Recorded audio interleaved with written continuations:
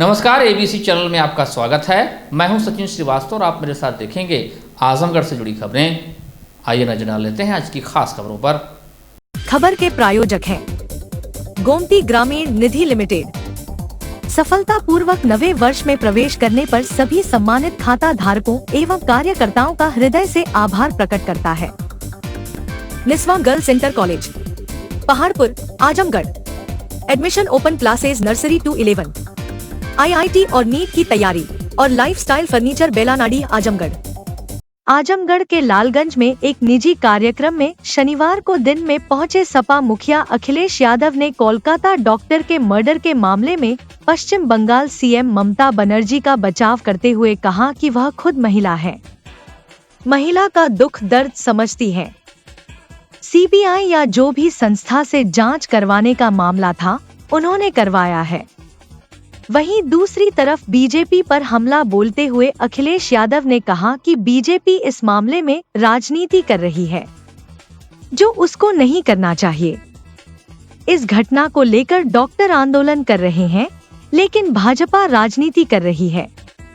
वहीं उन्होंने मामले को यूपी में हुई घटनाओं से जोड़ते हुए कहा कि सोनभद्र में बेटी के साथ जो हुआ, लखनऊ में दलित महिला ने सीएम कार्यालय में आत्मदाह कर लिया, इस पर बीजेपी के लोग नहीं बोल रहे हैं। पत्रकार अगर आवाज उठाता है तो उस पर मुकदमा दर्ज कर दिया जाता है, जेल भेज दिया जाता है। वहीं दूसरी तरफ 69,000 शिक्षकों की भर्ती के मामले में कोर्ट के फैसले को लेकर उन्होंने कहा कि अब सरकार पीड़ित बच्चों की सुधि लेगी, बच्चों को न्याय मिलेगा। सरकार ने जो भेदभाव किया था उसमें सुधार किया जाएगा।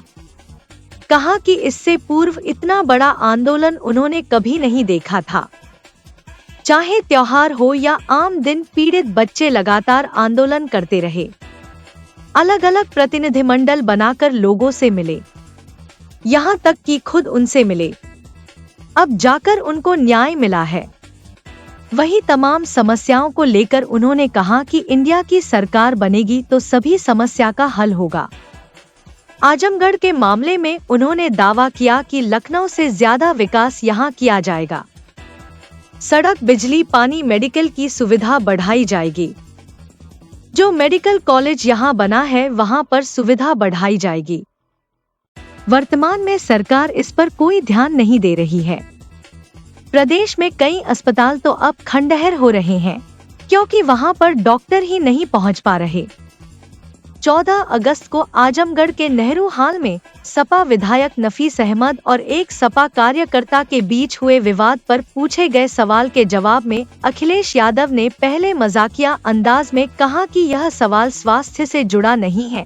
इसके बाद भी अगर आपने यह सवाल पूछा है तो अच्छा किया है। यह हमारे पीडीए परिवार का मसला है, घर पर बैठकर हम लोग ठीक कर लेंगे। पार्टी ने चुनाव में पीडीए का नारा दिया। बुधवार के दिन आप ही की पार्टी के विधायक नफीस अहमद के साथ में आप ही के पार्टी के लोग अभद्रता करते हैं और जब पत्रकार उसको कवरेज करता है तो पत्रकार के साथ में हाथापाई होती है, उस पर आप क्या कहेंगे? मेरे पत्रकार साथी, हालांकि ये सवाल स्वास्थ्य से जुड़ा नहीं है, लेकिन उसके बावजूद भी अगर आपने ये सवाल पूछा है तो अच्छा किया आपने। ये हमारे पीडीए परिवार का मसला है, घर बैठ करके हम लोग ठीक कर लेंगे। और जो दोनों हैं, दोनों पीडीए हैं। अगर पीडीए का पीडीए से झगड़ा हुआ है तो हमारी जिम्मेदारी है। और मैं समझता हूँ नफीस अगर कहीं यहाँ दिखाई दे रहे होंगे, कहाँ है नफीस? नहीं तो फिर तुम्हारे माध्यम से फिर न्यूज बन जाएगी। नफीस कहाँ है? चले गए? अभी तो कॉफी पी रहे थे हमारे साथ, बुला लो ने।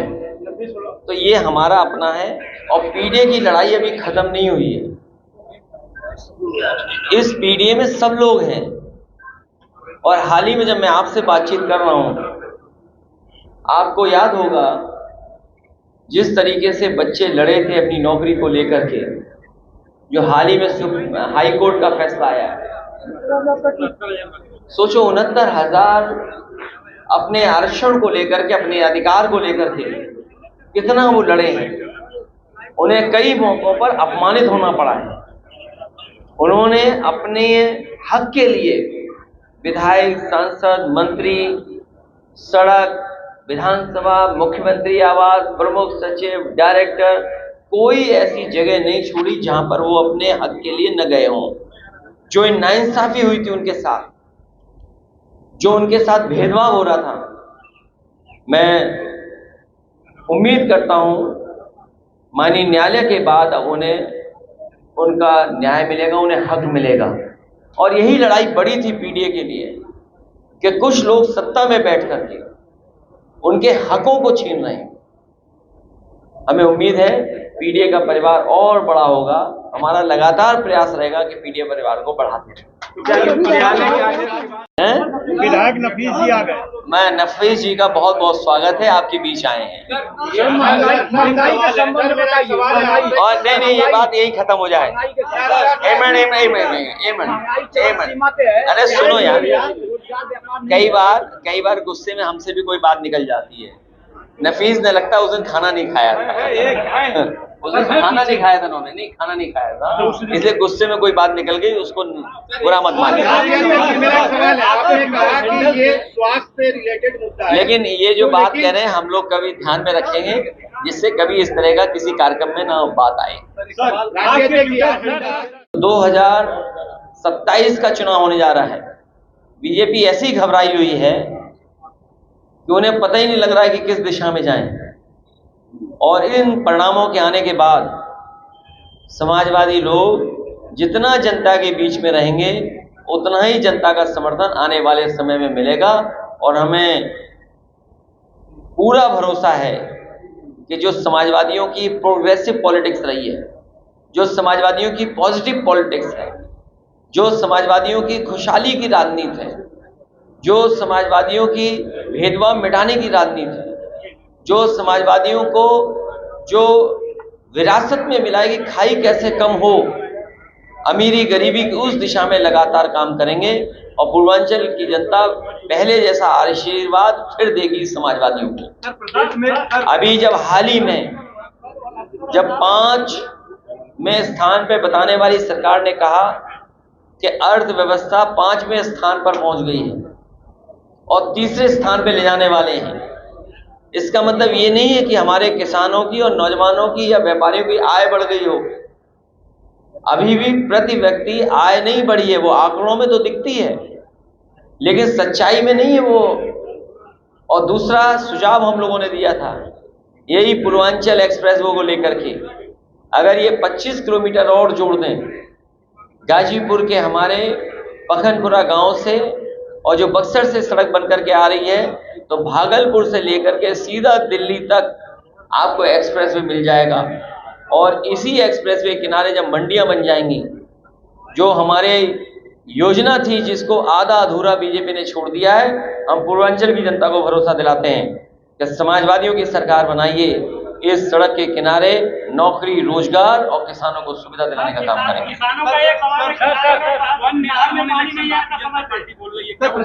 आपको तो समझ लेना चाहिए, जो लोग कह रहे हैं 1 नेशन 1 इलेक्शन, कई प्रदेशों का चुनाव नहीं करा पा रहे।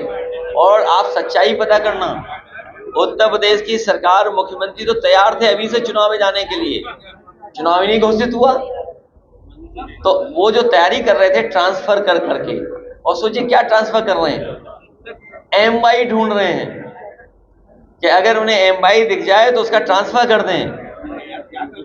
पीडीए ने एमवाई को हराया है। अब आप पूछोगे एमवाई क्या है? दिल्ली वाले और लखनऊ वालों को हराया है पीडीए ने। और सोचिए आप, बगल में प्रधानमंत्री जी का क्षेत्र है बनारस, गंगा एक्सप्रेसवे चल रहा है, मेरठ से प्रयागराज चला जा रहा है। और ये जो हमारा नोएडा से आगरा लखनऊ एक्सप्रेसवे से पूर्वांचल एक्सप्रेसवे चल रहा है, वो गाजीपुर होकर के बिहार चला जा रहा है, लेकिन अभी तक प्रधानमंत्री का क्षेत्र नहीं जुड़ा। बताइए आप, तो आप खुद समझ सकते हो कि उनके अंदर भी तालमेल ठीक नहीं चल रहा है। जिस दिन तालमेल बिगड़ेगा उसी दिन देखोगे आप उत्तर प्रदेश में परिवर्तन दिखाई देगा। आप डॉक्टर की बात कर रहे हैं, डॉक्टर क्या, ये बीजेपी के लोग पेपर आउट का रिकॉर्ड तोड़ने जा रहे हैं, पेपर रद्द का रिकॉर्ड तोड़ने जा रहा है रेलवे डिपार्टमेंट। एक्सीडेंट, ये जो पेपर लीक है इसका रिकॉर्ड अगर कोई तोड़ेगा तो रेलवे डिपार्टमेंट, रेलवे के एक्सीडेंट। ये चलने वाली सरकार नहीं है, ये गिरने वाली सरकार है। सर केशव मौर्य के लिए अभी आफत खुला है? नहीं, ये मैंने 5 अगस्त को इस योजना को खत्म कर दिया है। कोलकाता डॉक्टर हड़ताल पे है रेप कांड को लेके, और आपने कहा कि डॉक्टर की ही बात करिए, तो इस पे क्या कहना है आपका? मैं वहाँ की मुख्यमंत्री ममता बनर्जी जी खुद महिला हैं, और जो घटना हुई है बहुत दर्दनाक घटना है। और जो एक मुख्यमंत्री रह करके फैसला ले सकता है, ममता बनर्जी जी ने फैसला भी लिया है। उन्होंने ये भी कहा है कि कार्रवाई होगी, जो दोषी हैं उनके खिलाफ जांच भी ट्रांसफर हो गई है। लेकिन ऐसी घटनाओं पर भारतीय जनता पार्टी को राजनीति नहीं करनी चाहिए। और ये बात मैं इसलिए कह रहा हूं बड़ी जिम्मेदारी के साथ। उत्तर प्रदेश में भी जब समाजवादी सरकार थी, और याद करिए वो पन्ने पलटना आप, भारतीय जनता पार्टी ने डॉक्टरों से मिलकर के माहौल खराब करने का काम किया। घटना दर्दनाक है, जिस तरह से सूचना मिल रही है, जो जानकारी मिल रही है। लेकिन आप खुद सोचिए यूपी में हालत क्या है, सोनभद्र की घटना या अन्य जिलों की घटनाएं मैं कैसे याद दिलाऊं आपको। क्या उत्तर प्रदेश में बेटियां सुरक्षित हैं? और फिर भारतीय जनता पार्टी की सरकार यहां पर भी है, दिल्ली में भी है। क्या उन्होंने वो सब इंतजाम कर दिए कि बेटियों के साथ, माताओं बहनों के साथ कोई घटना ना हो? और अगर हम आंकड़े देखें, ये मैं आंकड़े नहीं बता रहा हूं, हम सरकार में नहीं है, ये आंकड़े तो सरकार के हैं, आप लोग सब गूगल कर सकते हैं। ये अलग बात है कि आप पे भी दबाव रहता है तो वो आप गूगल नहीं करके आंकड़े बताओगे, लेकिन तब भी हमारे तमाम सब पत्रकार साथी हैं वो ये जानते हैं कि अगर हम आंकड़े निकलवा रहे हैं देश के, तो सबसे ज्यादा असुरक्षित महिलाएं और बेटियां कहीं हैं तो वो उत्तर प्रदेश में है। तो उसका जिम्मेदार कौन है? ऐसी घटनाओं पे राजनीति नहीं करनी चाहिए। और मैं आपको भरोसा दिलाता हूं कि समाजवादियों ने जो प्रोग्रेसिव पॉलिटिक्स की बात की है और जो संपन्न बनाने की पॉलिटिक्स है, जो रोजगार दिलाने की पॉलिटिक्स है, नौकरी दिलाने की पॉलिटिक्स है, उस दिशा में हम लोग काम करेंगे। क्योंकि जब प्रधानमंत्री लाल किले से ये कहें, हालांकि वो आंकड़े गलत हैं उनके, लेकिन फिर भी अगर हम उनके आंकड़े वो मान लें, जो उन्होंने ये कहा कि आज़ादी के समय पर देश की आबादी 40 करोड़ थी और आज 140 करोड़ हो गई है, तो सोचिए हमारे आपके सामने चुनौतियां कितनी हैं, और आगे आने वाली पीढ़ी के सामने हमें कैसा देश और कैसा समाज बनाना है, वो भी बड़ी चुनौती है। इसलिए बीजेपी ने जो बिगाड़ा है सब, उत्तर प्रदेश से लेकर के देश की अर्थव्यवस्था से लेकर के सब कुछ बिगाड़ दिया, उसको ठीक करने का मौका जनता देगी, और 27 में जनता मौका देगी तो आप परिवर्तन देखने को मिलेगा। इंडिया गठबंधन और पीडीए जीतेगा, उसी की घबराहट आपको दिखाई दे रही है सत्ता में। मैं आजमगढ़ के लोगों को बधाई देता हूं, और आजमगढ़ को कभी हम लोगों ने विकास में पीछे नहीं रखा है। आने वाले समय में जब सरकार बनेगी तो आप आजमगढ़ को देखेंगे जिस तरीके से लखनऊ में या प्रदेश में और जगह विकास होता है, उससे भी आगे बढ़कर के आजमगढ़ और आसपास विकास कराने का काम करेंगे, जिसमें बिजली की सुविधा हो, अस्पताल की सुविधा हो, शिक्षा की सुविधा हो और सड़कों की भी सुविधा देंगे। और अपने किसान भाई और बुनकर भाइयों को मैं कहना चाहता हूं, उनके लिए विशेष योजना ला करके उनको आर्थिक रूप से कैसे मजबूत किया जाए उस दिशा में काम करेंगे। जी, लेकिन जनरली अस्पतालों में आज स्ट्राइक चल रही है की घटना को लेके, उस पे आपका क्या स्टेटमेंट है? मैंने बोल दिया, हमारे पत्रकार साथी ने पूछा था। ममता बनर्जी जी खुद महिला हैं और एक महिला का दुख दर्द वो समझती हैं। उन्होंने कार्रवाई की है और जो उनकी डिमांड्स थी सीबीआई या अन्य संस्था से जांच कराने का, वो भी फैसला सरकार ने लिया है। लेकिन इसके साथ साथ भारतीय जनता पार्टी के लोगों को राजनीति नहीं करनी चाहिए। और अगर बंगाल के बारे में इतनी चिंता है, स्वाभाविक है, जो घटना हुई है उस हिसाब से जो लोग डॉक्टर से सब लोग स्ट्राइक पे गए हैं, लेकिन बीजेपी को घटनाओं से राजनीतिक लाभ नहीं लेना चाहिए, किसी भी घटना से राजनीतिक लाभ नहीं लेना चाहिए बीजेपी को। आप बताइए, सोनभद्र में जो बेटी के साथ हुआ है उसमें क्या बीजेपी कर रही है? या लखनऊ में एक दलित मां ने आत्मदाह कर लिया था मुख्यमंत्री ऑफिस में, मुख्यमंत्री कार्यालय में। सोचिए आप, कभी आप कल्पना कर सकते हैं? और फिर झूठा फंसाना।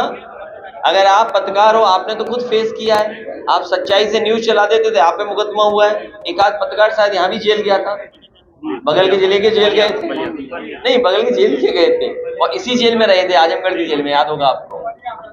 तो ऐसी भी सूचना है। सर, समय पे किसानों को पानी नहीं मिला, खाद नहीं मिली, क्या कहेंगे? समाजवादी सरकार बनाए किसान भाई लोग। यूपी में जो आपके गले का गुलाबी गमछा जो ट्रेंड कर रहा है, कुछ पदाधिकारियों ने पूछा इस गमछे का क्या रहस्य है? देखिए, दो रहस्य बता दो फिर अपनी बात खत्म कर दो। चुनाव में मुझसे एक ने पूछा क्या गमछा क्यों पहने हुए हैं ये, और दूसरा उन्होंने कहा इतनी गर्मी है उसमें सदरी क्यों पहने हुए। तो मैंने उन साथी से कहा कि कभी कूलर देखा है आपने? कूलर को देखते होंगे आप, एक जाली लगी रहती है, उसमें पानी डाला जाता है और उसके बाद पंखा चलता है तो ठंडी ठंडी हवा आती है। तो मैंने कहा चुनाव में जैसे ही मैं घर से निकलता हूँ हमारे पूरे कपड़े भीग जाते हैं, फिर पूरे चुनाव में जो हवा चलती है उसे ठंडी ठंडी हवा खाता जाता हूँ मैं। और गमछे का राज ये है कि इसमें आशीर्वाद भी छिपा हुआ है, और बहुत से साधु संतों का, क्योंकि लाल रंगी बहुत करीब है इसलिए आशीर्वाद है। और फिर ये कहीं ना कहीं जुड़ाव पैदा करता है हमारे सीधे सीधे हमारे गांव गरीब लोगों से। और दूसरा, इतनी गर्मी में चुनाव था, इतना धूल धक्कड़ चुनाव में था, तो जहां आशीर्वाद था वहां धूल धक्कड़ से और पसीने से बचने के लिए भी गमछा काम आ रहा था। तो अब ये ड्रेस का हिस्सा हो गया है। भैया एक सवाल हमने ये कहा कि सारी प्रक्रिया 3 महीने के अंदर पूरी करके नए तरीके से काम करें, तो क्या आप इसके अगेंस्ट जाएंगे या इससे का? मुझे उम्मीद है जो बच्चों की मांग है उनके साथ नाइंसाफी नहीं होगी, उनको हक मिलेगा। जो उनकी आरक्षण की लड़ाई थी, जो भेदभाव का सूची बनाई थी सरकार ने, हमें उम्मीद है कि उन बच्चों को न्याय मिलेगा। उन बच्चों ने बहुत लंबा संघर्ष किया है, शायद इतना बड़ा आंदोलन, इतने लंबे समय तक आंदोलन किसी ने नहीं किया होगा जितना 69,000 वाले शिक्षक भर्ती वालों ने किया है। उन्हें कहाँ नहीं परेशान होना पड़ा। त्योहार रहे होंगे तो वो लखनऊ में धरने पे बैठे थे, कई त्योहारों पे उन्हें अपमानित करने का काम किया गया। मुख्यमंत्री आवास गए अपनी बात को कहने के लिए, उन्हें अपमानित होना पड़ा। मंत्रियों के यहाँ गए, वहां अपमानित होना पड़ा। हम लोगों से जितने भी पॉलिटिकल लीडर्स हैं सबसे अलग अलग समय पे अलग अलग ग्रुप मिला है, आज उन्हें न्याय मिला है। हमें उम्मीद है कि सरकार उनका न्याय देगी, उनके साथ नाइंसाफी नहीं करेगी, और सरकार ये भी आगे ध्यान रखेगी कि इस तरह का भेदभाव किसी के साथ नहीं हो। आजमगढ़ के थाना तहबरपुर क्षेत्र में गोतस्करी व पुलिस टीम पर हमला करने वाले 2 गोतस्कर गिरफ्तार किए गए हैं, जिनके कब्जे से अवैध असलहा व कारतूस भी बरामद किया गया है। एसपी ग्रामीण ने खुलासा कर बताया कि 11 अगस्त की रात में धनिया कुंडी स्थित मौनी बाबा कुटिया के पास गो तस्कर द्वारा पिकअप वाहन पर गाय व साढ़ लादने का प्रयास किया जा रहा था। सूचना पर पुलिस कर्मचारीगण जैसे ही पहुंचे तो उनको देखते ही पिकअप पर सवार व्यक्तियों द्वारा ईंट पत्थर से हमला कर दिया गया धमकी देते हुए भाग गए, जिसके संबंध में एफआईआर विभिन्न धाराओं में दर्ज हुई थी।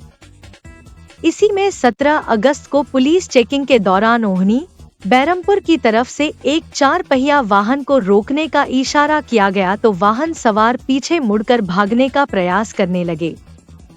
पुलिस टीम द्वारा मौके पर पिकअप चालक राशिद पुत्र आलमगीर निवासी ग्राम सोफीगढ़ थाना अहरौला जनपद आजमगढ़ तथा खलासी सीट पर बैठे समीर पुत्र मोकीम निवासी ग्राम बैरेडिहा थाना शाहगंज जनपद जौनपुर को मौके पर ही अवैध तमंचा व कारतूस के साथ गिरफ्तार कर लिया गया।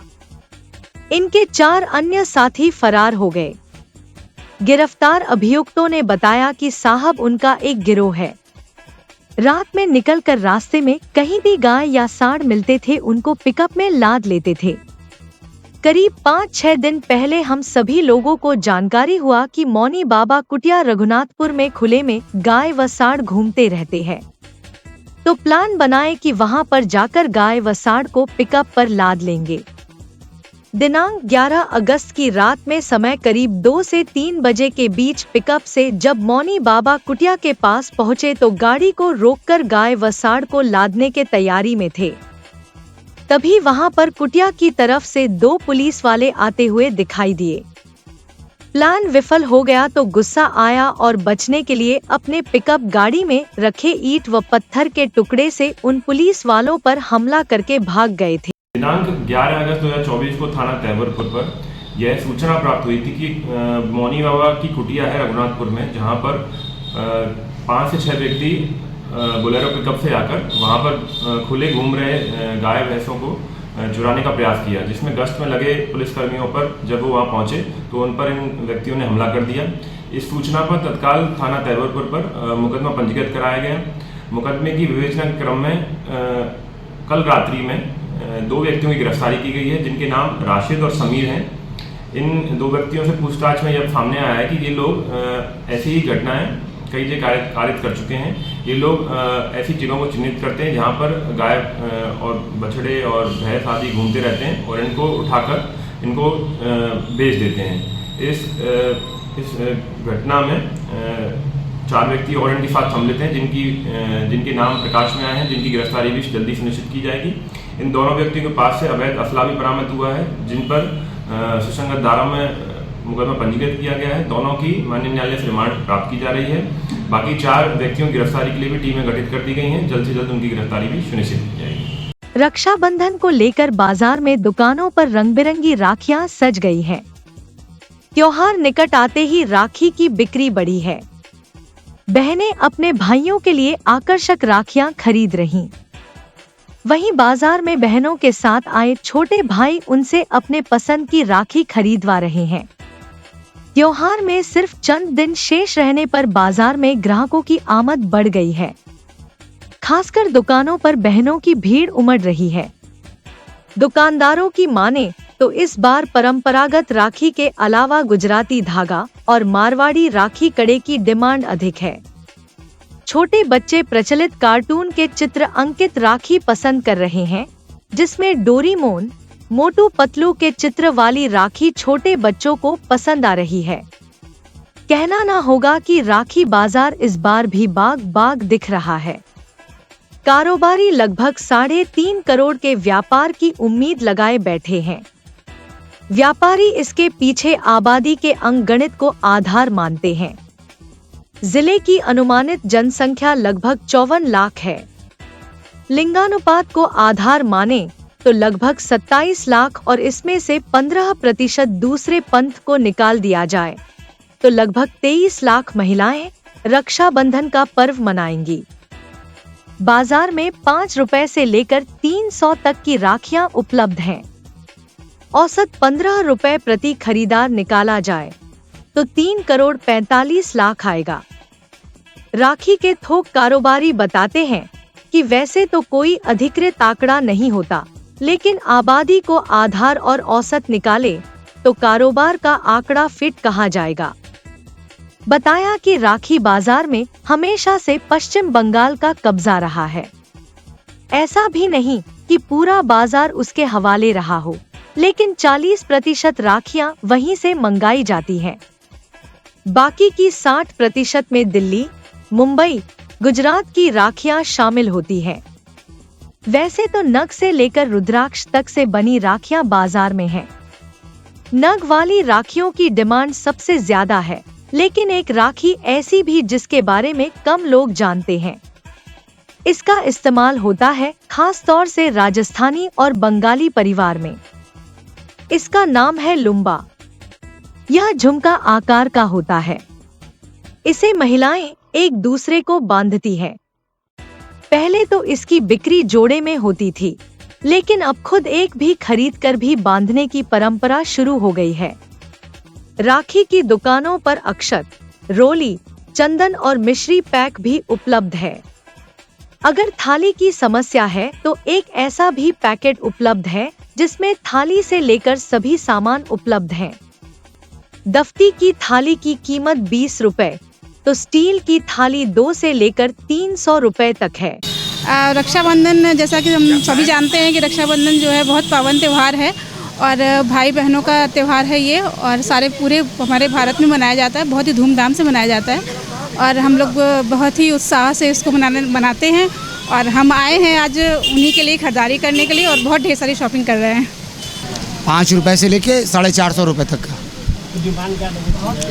डिमांड का भैया देखिए, सबसे ज़्यादा इस बार तो हर लगभग 15-20 सालों से देखा जाए तो रुद्राक्ष, सबको रुद्राक्ष की राखी चाहिए, चंदन की राखी चाहिए, और इस समय सबसे बेस्ट जो है एडी का जो हमारे बताया था 450 रुपये की राखी वो चल रही है।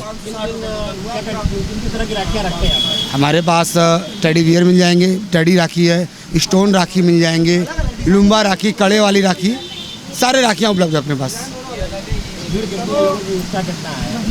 उत्साह तो भैया मत पूछिए, ये भाई बहन का पवित्र रिश्ता जो है न ख़त्म हुआ न ख़त्म होगा। इससे अच्छा, इससे बड़ा रिश्ता कुछ नहीं है। और उत्साह तो इतना ज़्यादा है कि आज लगभग 25 से 30 दिनों से जम की खरीदारी हो रही है। रक्षाबंधन पर रोडवेज बसों से इस बार भी बहनें निःशुल्क यात्रा करेंगी। यह सुविधा परिवहन निगम की सभी श्रेणियों की बसों में लागू होगी। प्रदेश सरकार ने 18 अगस्त की रात 12 बजे से 19 अगस्त की रात 12 बजे तक निःशुल्क यात्रा का आदेश जारी किया है। क्षेत्रीय प्रबंधक मनोज कुमार बाजपेयी ने बताया कि बहनों को बस परिचालकों की ओर से 0 मूल्य का टिकट दिया जाएगा। कुछ बसों के फेरे बढ़ाए जाएंगे ताकि महिलाओं को किसी तरह की परेशानी न हो। चालक परिचालकों के अवकाश निरस्त कर दिए गए हैं। बहनों को भाइयों को घर जाने के लिए रोडवेज की साधारण सेवा अनुबंधित के अलावा एसी बसों में सुविधा प्रदान की जाएगी। उमस भरी गर्मी में एसी बसों से भी बहनें यात्रा पूरी कर सकती हैं। रक्षाबंधन के पर्व पर माननीय मुख्यमंत्री जी और परिवहन मंत्री जी द्वारा निर्देशित किया गया है कि जो भी महिलाएं 18 तारीख की रात 12 बजे से 19 तारीख की रात 12 बजे तक बस से सफ़र करेंगी, उनको निःशुल्क यात्रा प्रदान की जाएगी। परिचालकों को निर्देश दे दिए गए हैं, 0 अमाउंट के टिकट वो महिलाओं को निर्गत करके देंगे। सर, छोटी बच्चों से लेकर महिलाओं तक सब कुछ होता है? हाँ, सभी, चाहे छोटी बच्ची हो अथवा किसी भी एज की वो फीमेल हो, उसको जो है निःशुल्क यात्रा प्रदान की जाएगी। परिवार के साथ बच्चे जा रहे हैं या जेंट्स जा रहे हैं? परिवार के साथ यदि महिलाओं के साथ पुरुष हैं तो उनके टिकट बनाए जाएंगे। बच्चे के लिए लड़का होगा तो भी टिकट बनेगा उसका। विश्व हिंदू महासंघ एवं सभी हिंदू संगठनों के नेतृत्व में शनिवार को अंबेडकर पार्क डीएम कार्यालय के सामने बांग्लादेश में हिंदुओं का हो रहे नरसंहार को लेकर बैठक कर आजमगढ़ बंद का ऐलान किया गया। बैठक को संबोधित करते हुए विश्व हिंदू महासंघ के राष्ट्रीय कार्यवाहक अध्यक्ष अरुण कुमार सिंह साधु ने कहा, बांग्लादेश में हिंदुओं को चिन्हित कर मां, बहन, बेटियों, पुरुषों, नौजवानों की निर्मम हत्याएं की जा रही हैं। वहां का हिंदू असहाय है। हिंदू समाज की हत्या रोकने, उनकी सुरक्षा व एकजुटता को लेकर 19 अगस्त दिन सोमवार को जिले के सभी व्यापारी बंधुओं से आह्वान किया गया है कि हिंदुओं के ऊपर हो रहे अत्याचार के विरोध में सभी व्यापारी भाइयों से अपील है कि सोमवार को अपनी अपनी दुकानें बंद कर अपनी सहभागिता देकर हिंदुओं का समर्थन करें। और हिंदू समाज से अपील है कि 19 तारीख को डीएम कार्यालय के सामने अंबेडकर पार्क में एकत्रित होकर बांग्लादेश में हिंदुओं के हो रहे नरसंहार के विरोध में शामिल होकर जुलूस निकाल हिंदू एकजुटता का विश्व पटल पर प्रमाण दें और मृत आत्माओं की शांति के लिए अपनी श्रद्धांजलि अर्पित करें। बैठक में भाजपा जिला उपाध्यक्ष हरिवंश मिश्रा, भाजपा जिला महामंत्री पिछड़ा वर्ग मोर्चा मिथिलेश चौरसिया, हिंदू युवा वाहिनी के जिला संयोजक विनोद सोनकर, संजीव सिंह बच्चा, शमशेर सिंह, राजेश कुमार, रमाशंकर शुक्ल, सुनील मिश्रा, बजरंग सिंह, दुर्गा गुप्ता, शोभित श्रीवास्तव, अभिषेक पांडे, अश्वनी मिश्रा, शिव कुमार मौर्य आदि लोग मौजूद रहे। बांग्लादेश में जो हिंदुओं का नरसंहार किया जा रहा है उसके विरोध में यह बैठक की गई है। और इस बैठक में यह निर्णय लिया गया है कि सोमवार को इसके विरोध में, बांग्लादेश के हिंदुओं के नरसंहार के विरोध में पूरे आजमगढ़ में बंदी करने का आह्वान किया गया है। हम लोग इसी सिलसिले में यह बैठक हुई है और सोमवार को आजमगढ़ में बंदी इसमें सम्मिलित होगा। सारे लोग, सारे समुदाय के लोग इसमें सम्मिलित होंगे और आजमगढ़ बंदी।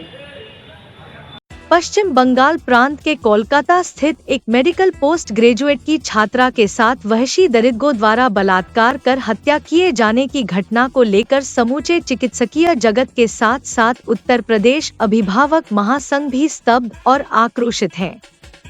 महासंघ का कहना था कि ऐसे अपराध को रोकने के लिए आज तक व्यापक कदम नहीं उठाए हैं और इसी कारण आज देश ने न सिर्फ एक भावी चिकित्सक खोया बल्कि एक परिवार ने अपने जीवन का आसरा भी खो दिया।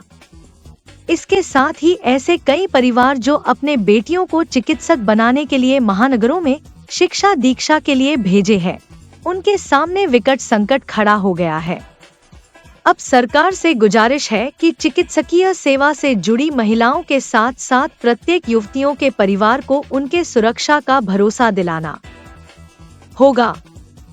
इस दौरान उत्तर प्रदेश अभिभावक महासंघ ने दोषियों की तत्काल गिरफ्तारी और त्वरित सुनवाई कर अधिकतम सजा दिलाने, डॉक्टरों और अन्य स्वास्थ्य देखभाल कर्मियों को सभी प्रकार के अत्याचारों से बचाने के लिए एक केंद्रीय कानून बनाए जाने, सभी स्वास्थ्य देखभाल संस्थानों को विशेष संरक्षित क्षेत्र घोषित किए जाने, भारत में कहीं भी काम करने वाले मेडिकल छात्रों और सभी आधुनिक चिकित्सा डॉक्टरों की सुरक्षा से संबंधित सख्त नियमों को लागू करने के लिए राष्ट्रीय चिकित्सा परिषद को सशक्त बनाए जाने की मांग की।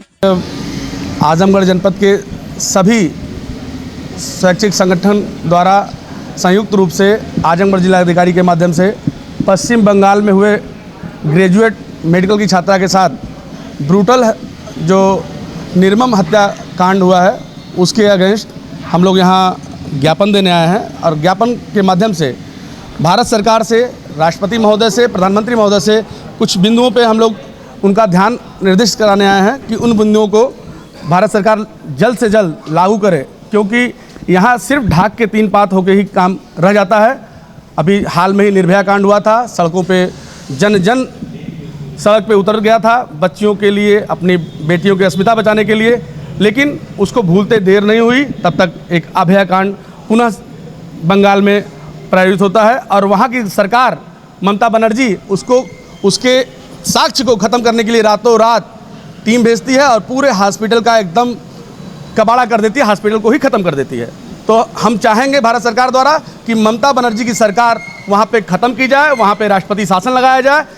अगर ऐसा नहीं होता है तो हमारी बच्चियाँ, हमारी बेटियाँ जो घर छोड़ के बाहर पढ़ने के लिए जा रही हैं वो सुरक्षित नहीं रहेंगी और ऐसे घिनौने मुख्यमंत्री अगर राज करेंगे तो निश्चित हम लोग कभी भी पनप नहीं पाएंगे, हमारे बच्चों का भविष्य कभी सुरक्षित नहीं रहेगा। इस मांग को लेके आज हम यहाँ जिलाधिकारी के माध्यम से अपनी मांगों को पहुँचाने के लिए यहाँ आए हैं, जिसमें से सबसे पहले तो दोषियों की गिरफ्तारी और तत्काल कार्रवाई उन पे हो।